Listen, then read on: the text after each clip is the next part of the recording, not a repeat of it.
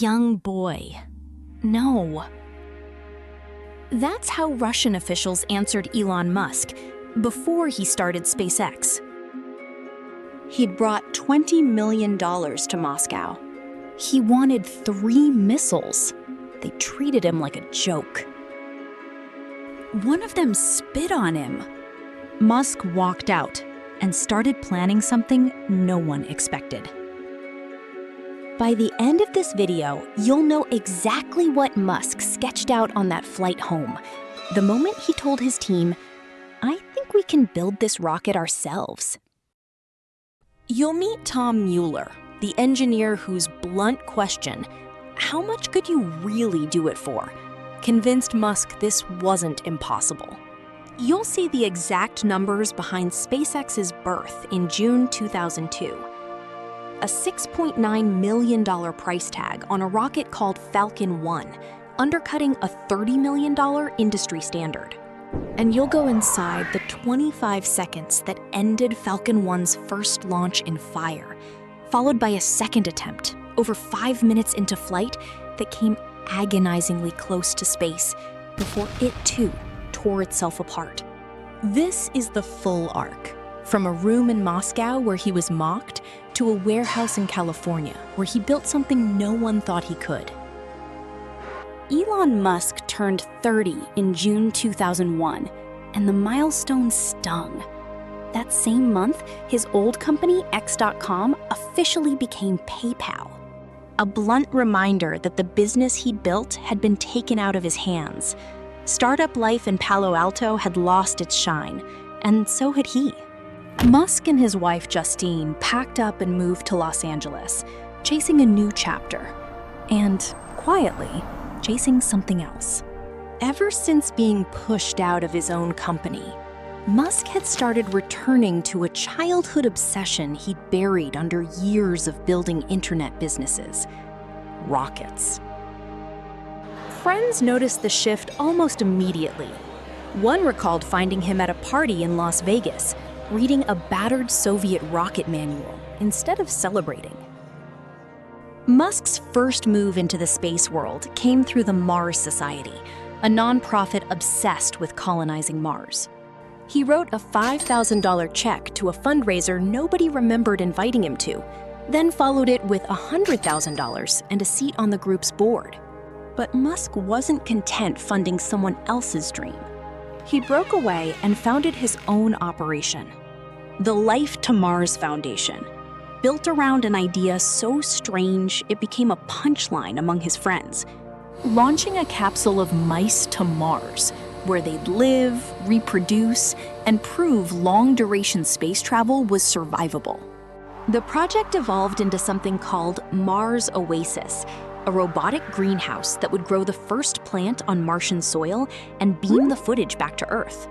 All for a target budget of roughly $20 million. It was ambitious, weird, and completely serious in Musk's mind. To pull this off, Musk needed someone who understood the brutal realities of buying rockets, specifically from Russia. He tracked down Jim Cantrell, an aerospace veteran, who'd once been placed under house arrest by Russian authorities on espionage suspicions, and swore he'd never deal with them again. Musk called him from a fax machine, refusing to give out his own number, and insisted on meeting the next day. Wary that this could be some kind of setup, Cantrell told him to meet at the Salt Lake City airport, specifically behind security, so Musk couldn't be carrying a weapon. Despite his reservations, Cantrell was won over by Musk's pitch about humanity becoming a multi-planetary species, and agreed to go back to Russia one more time. In late October 2001, Musk, Cantrell, and a small team flew to Moscow to negotiate for a rocket, specifically a decommissioned intercontinental ballistic missile they could retrofit for space. Over the next 4 months, they met with Russian aerospace firms 3 separate times. Each meeting followed the same maddening ritual: hours of small talk, sandwiches, and vodka before anyone discussed business. And when business finally came up, The Russians barely hid their contempt. At one meeting, a chief designer reportedly spat at Musk and his team, convinced they were wasting his time. The last meeting, near the end of February 2002, took place in a decaying pre-revolutionary building in Moscow. Musk had brought $20 million, hoping to buy 3 retrofitted missiles. When he asked the price, the answer came back at $8 million each. Musk countered, $8 million for 2. The Russians looked at him and said, essentially, young boy, no. The implication was clear. They didn't believe he had the money or the seriousness to be taken as a real buyer. Humiliated, Musk walked out. The ride to the airport was silent. Musk had arrived in Russia hopeful about putting on a grand gesture for humanity. He left disillusioned by how petty the whole negotiation had felt. On the plane, his teammates ordered drinks, relieved just to be leaving. Musk, sitting in front of them, was quietly typing on his laptop. Then he turned around and showed them a spreadsheet he'd built mid-flight. "Hey guys," he said, "I think we can build this rocket ourselves." His companions, a few drinks in, assumed he was joking until they actually looked at the numbers. The document laid out, in detail, the materials and costs required to build a rocket from scratch. One that could undercut existing launch providers by targeting a segment of the market no one else was serving, smaller, cheaper payloads. It wasn't a fantasy, it was a plan.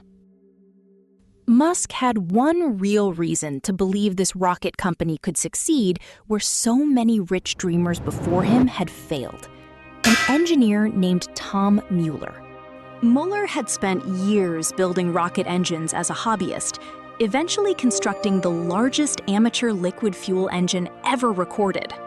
In January 2002, Musk visited a small workshop in Huntington Beach where Mueller was working and immediately started interrogating him.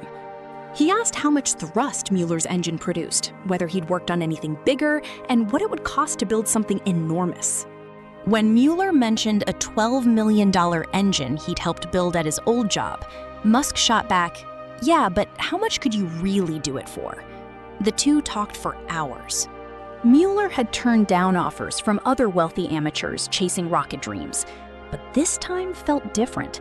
Musk seemed to actually know what he was doing. In April 2002, with PayPal about to be sold to eBay for $1.5 billion, Musk fully abandoned the mice and greenhouse publicity stunt and committed to building an actual commercial rocket company. He gathered Cantrell, Mueller, and a couple of other engineers and simply said, "I want to do this company. If you guys are in, let's do it."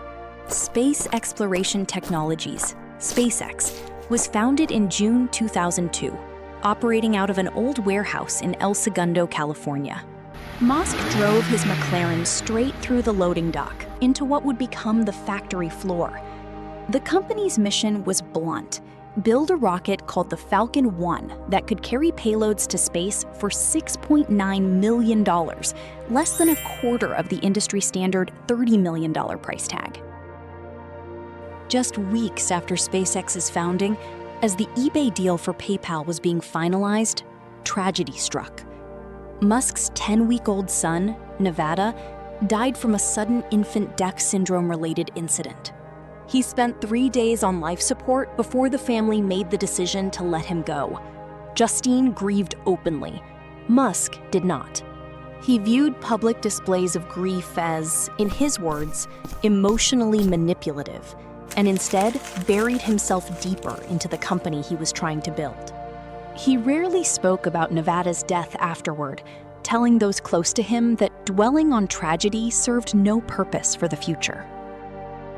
SpaceX originally planned to launch its first Falcon 1 from Vandenberg Air Force Base in early 2004. But the Air Force gave the newcomer a cold reception, and established contractors like Boeing and Lockheed, who flew billion-dollar satellites from the same site, had little interest in making room for a scrappy startup. SpaceX was told to get in line, indefinitely. So the team went looking for an alternative, and found one. Kwajalein Atoll, a remote Pacific island chain the US Army had used for missile testing for decades. It was isolated, brutally humid, and difficult to supply. Engineers had to ferry equipment by boat to a tiny 7-acre island called Omelek that would serve as the actual launch pad.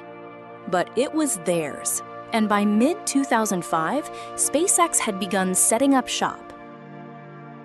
On March 24, 2006, after months of delays, the Falcon 1 finally lifted off. It climbed cleanly into the sky, shrinking the island below into a green speck against the ocean. In the control room, Musk paced in shorts and flip-flops, watching. Then, roughly 25 seconds into flight, a fire broke out above the engine.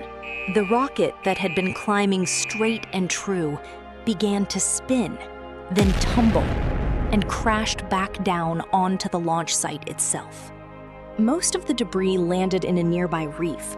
Some of it punched through the roof of SpaceX's own machine shop. Musk and his executives initially blamed the failure on a technician who had allegedly failed to properly tighten a small fitting, but a later investigation revealed the real cause was ordinary saltwater corrosion, not human error. The technician wrongly blamed was a young engineer named Jeremy Hallman, who was furious enough to fly back to headquarters and confront Musk directly, resulting in a shouting match right at Musk's desk. Musk's own public response to the failure, though, held firm.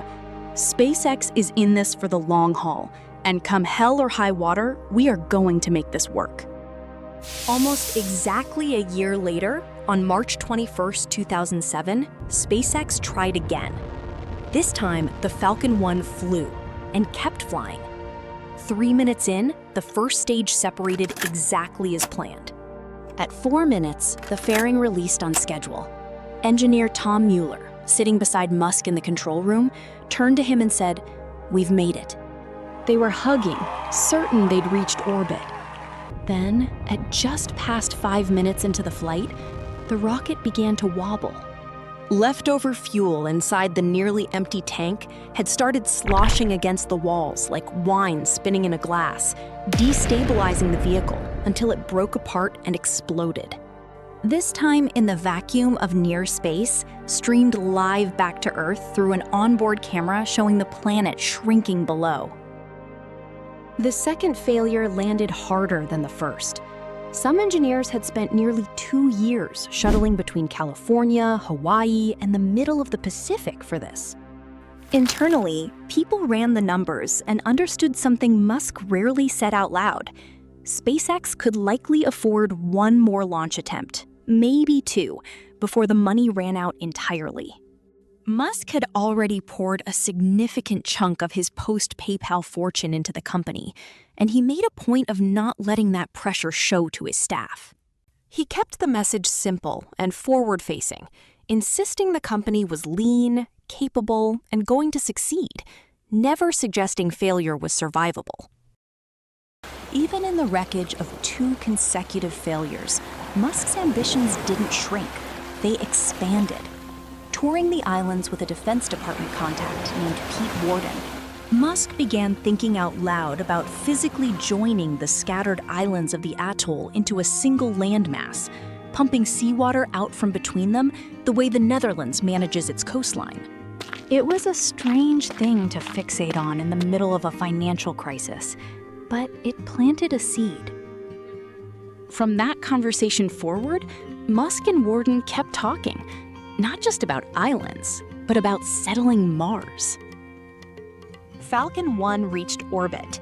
SpaceX became the first privately funded company to pull it off. 6 years earlier, he'd been told no by men who never expected to hear his name again. Young boy? No. Turns out, they were wrong. Have you ever had to bet everything on one last try? What happened? Next chapter. A solar car team stumbled onto something ordinary, laptop batteries, and saw a car no one else could. Subscribe so you don't miss it. If this was worth your time, like and subscribe. Next chapter's messier.